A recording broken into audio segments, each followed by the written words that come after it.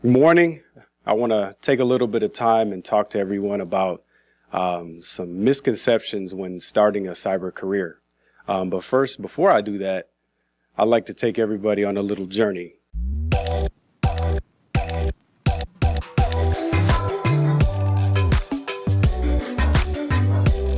As people may know, I spent my career in the Air Force as a cyber professional.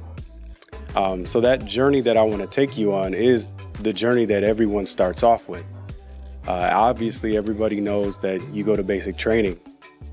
Following basic training, airmen and respective sailors, soldiers, Marines, they go to their technical school to learn their craft. In the cyber field, that time can range anywhere from 12 to 16 to 18, 20 weeks. Where they're learning the principles of electronics, they're learning hardware, they're learning software, they're learning networking, the foundational pieces to being an entry-level cyber professional. Upon graduation, their capstone is an industry-recognized certification. They take that certification and then they come to their first duty station. So the question is, do you feel that upon graduation, even with an industry-recognized certification, the Air Force in general gives these young airmen the keys to the kingdom? The answer is no. As a senior professional in the Air Force, I can answer that question, and the question is no. Why? Because they just started out. They haven't demonstrated really much of anything.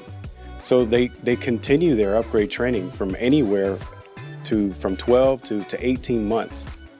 Within that time, they're learning practical on-the-job skills and training and knowledge, as well as demonstrating their abilities to be able to perform certain tasks. Then is when it is decided upon as to whether or not they get the keys to the kingdom. And when I mean keys to the kingdom, administrative passwords enabled to make significant changes to the network.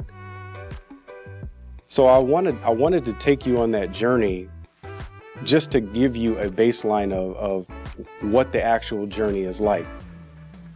It's nothing different out in the civilian world here, but there are misconceptions. People feel like you can become a cyber professional within 20 weeks. The answer is yes, you're trained in maybe 20 weeks. Maybe you're trained in less time than that. But you have the knowledge. You're not fully prepared. And so that's where the smoke and mirrors kind of comes into play. I'm here to tell you, you may have the skills, but you still need to learn the job. So what are those particular skills? The soft skills that you need to articulate business value to your employer. You need to be able to show empathy to the customer that you're actually helping. And you also need that technical knowledge to be able to guide and help yourself through the problem solving and troubleshooting issues. So there's a lot to learn. I just wanted to be able to talk to everyone, to be able to demystify some of the things that are out there. One of the things that makes our military the best and brightest is their processes, the processes and the training.